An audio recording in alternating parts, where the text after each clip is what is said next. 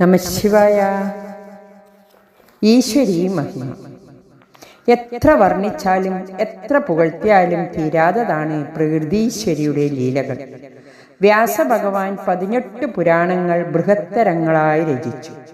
മത്സ്യപുരാണത്തിൽ 14,000 പദ്യങ്ങളും മാർക്കണ്ഡേയ പുരാണത്തിൽ 9,000 പദ്യങ്ങളും ഇങ്ങനെ 18 പുരാണങ്ങൾ, അതായത് ഭവിഷ്യം, ഭാഗവതം, ബ്രഹ്മപുരാണം, ബ്രഹ്മാണ്ഡ പുരാണം, ബ്രഹ്മവൈവർത്തന പുരാണം, വായവ്യം, വാമന പുരാണം, വൈഷ്ണവ പുരാണം, വരാഹപുരാണം, അഗ്നിസംജ്ഞം, നാരദ പുരാണം, പത്മപുരാണം, ലിംഗാഖ്യ പുരാണം, ഗാരുഡ പുരാണം, കൂർമ്മപുരാണം, സ്കന്ദപുരാണം ഇങ്ങനെ 18 പുരാണങ്ങളിലും കൂടി 4,200,000 ശ്ലോകങ്ങൾ വ്യാസഭഗവാൻ നിർമ്മിച്ചു.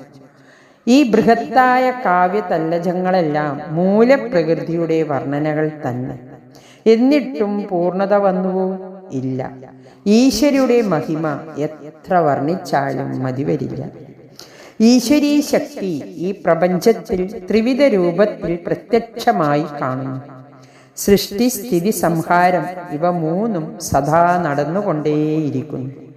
ഈ ഭൂതലത്തിൽ ഒരു നിമിഷം പോലും സൃഷ്ടിയില്ലാതെ സമയമില്ല.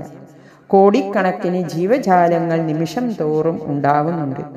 ഈ ജീവകോടികളെ എല്ലാം വേണ്ടത്ര സംരക്ഷിച്ച് തീറ്റിപ്പോറ്റുന്ന മഹത്തായ ശക്തിവിശേഷവും നാം ഇവിടെ കാണുന്നുണ്ട്.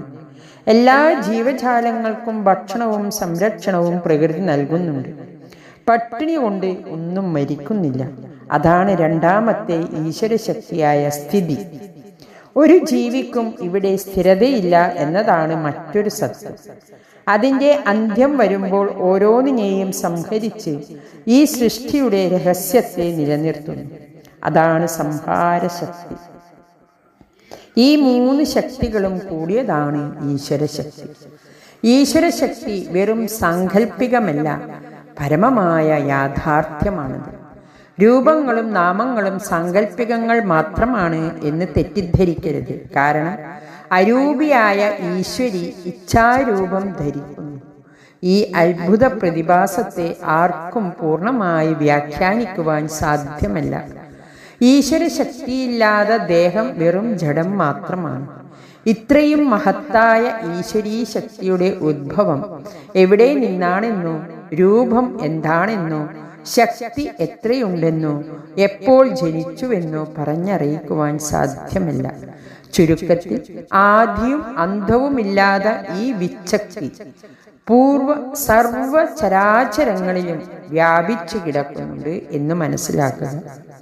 ആ മഹത് ശക്തിയുടെ ദർശനം ഈ ഭൂമിയിൽ എങ്ങനെ, ഏതെല്ലാം രൂപത്തിൽ, ഏതേത് അവസരങ്ങളിൽ ഉണ്ടായി എന്നുള്ളത് ഏറ്റവും ചിന്തനീയമായിട്ടുള്ളതാണ്.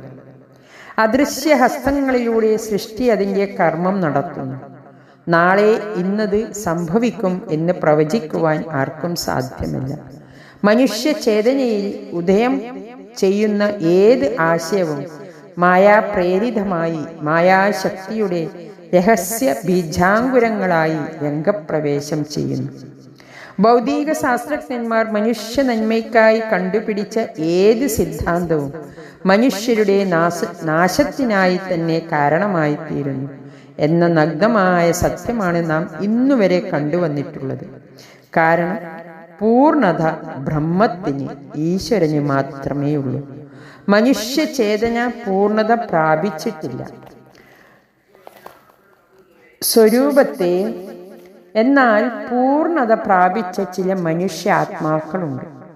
അവരുടെ ചിന്താസരണി എന്നും പൂർണ്ണവും നാശരഹിതവും ക്രിയാത്മകവും സർഗശക്തി നിറഞ്ഞിട്ടുള്ളതുമാണ്. ആ പൂർണ്ണതയിലേക്ക് എത്തിച്ചേരുവാനാണ് ഓരോ ജീവാത്മാക്കളും ശ്രമിക്കുന്നത്. അവരുടെ വഴികൾ വിഭിന്നങ്ങളാണെന്ന് മാത്രം. മനുഷ്യനെ നാസ്തികനെന്നോ ആസ്തികനെന്നോ മുദ്ര കുത്തേണ്ട ആവശ്യമില്ല. മനുഷ്യന്റെ പൂർണ്ണതയാണ് ലക്ഷ്യം. പൂർണ്ണത കൈവരിക്കാൻ മനോവാക് കർമ്മങ്ങൾ ശുദ്ധീകരിക്കേണ്ടതുണ്ട്. ശരീര ശുചിത്വവും ആഹാരവുമല്ല പൂർണ്ണതയുടെ ലക്ഷണം. പൂർണ്ണതയ്ക്ക് ഭൗതികവുമായി യാതൊരു ബന്ധവുമില്ല. മനസ്സിൻ്റെ പരിപൂർണമായ പ്രകാശനമാണ് ഇവിടെ ആവശ്യം.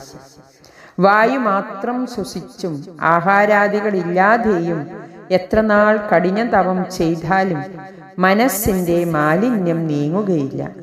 അതിന് നിരന്തരമായ അഭ്യാസം തന്നെ വേണം. ആത്മപരിശോധന ചെയ്യുന്ന സാധകർക്ക് ഇത് വ്യക്തമായി മനസ്സിലാകും. ഹരി ഓം നമഃ ശിവായ.